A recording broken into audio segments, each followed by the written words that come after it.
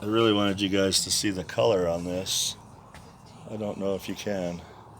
The sun is so bright at this angle in this when it's on the south, but this is the finished product. Want me to show you how it opens? Yeah, show us how it opens.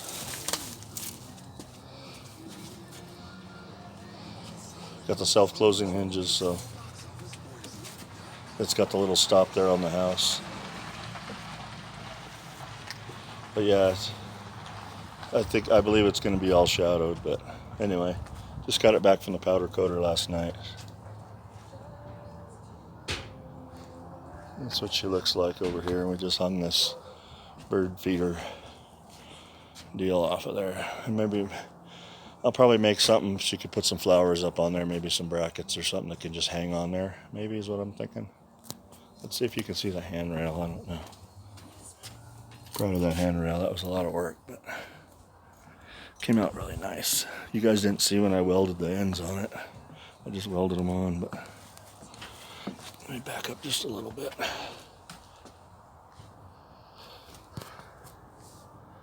So yeah,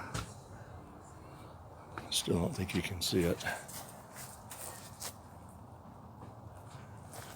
So there it is. That's the front railings and gate. Alright, here's a final look at the back. So this one's self-closing like that. That's that's what we had on there before. Kind of hard to tell with the sun, but those pickets are just trashed. Now we got metal. That's it on the railings and gates. Gate on. Look at these stairs. I'm surprised I haven't just fallen through those. Anyway, I built a new set with a new decking on there as well. I'm gonna see if I could change those and make this look a little better from the outside. Here we go. Alright, here's the after on the back deck. Put this big piece of flagstone up there, and then I trimmed out the front of that so you can't get, nothing can get under there, even though there's a screen back there. But that's it. There's the new powder coated deck, railings, and gate. These are alternator brackets. We got 3 and got to build a 4th one. So I'm up in the little benchtop mill. Gonna rough it out, and then I'll go to the sander. So that's the start of it.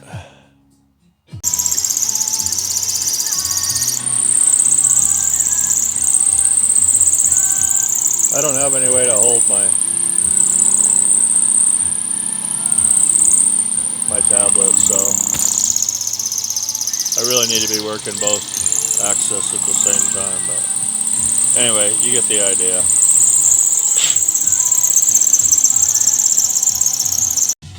So if it looks like it's all galled up, it is, because I'm taking one cut, and I don't know how thick it is, pretty close to half.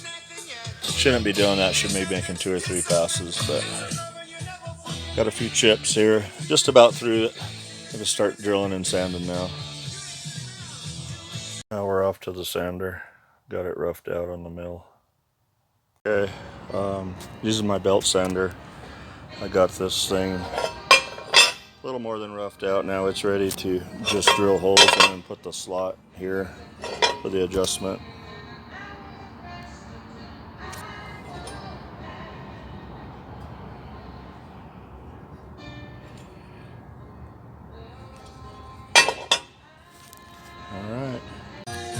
Alright, got a couple of holes drilled. Now we're doing the one for the pivot on the alternator.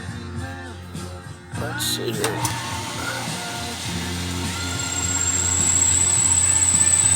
Put a pilot in there and then we'll size it up.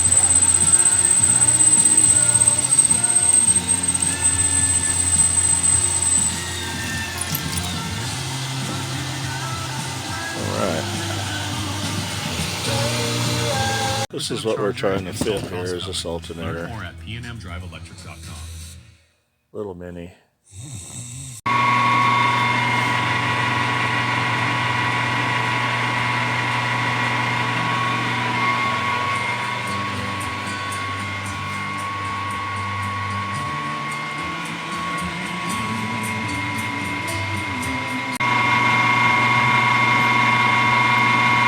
last part of this alternator bracket will be the adjustment. So we're gonna cut that now. Trouble is I don't have this is my tablet, I don't have anything to hold it up while I'm milling, so I'll show it to you when I'm done. Alright, so there's the spacers I just made on the lathe, and there's the bracket that I made in the mill. So that's the adjustment. That slide's a little funny, but it works. Let's put it on. Okay, it's on. I just got to put the lead, the power lead there on that alternator stud. With the sun right here, you probably can't get a good look at it, but it's lined up. It looks good. Adjustment's good. About halfway in the adjustment, the belt's tight. So let's fire it up and see if it works.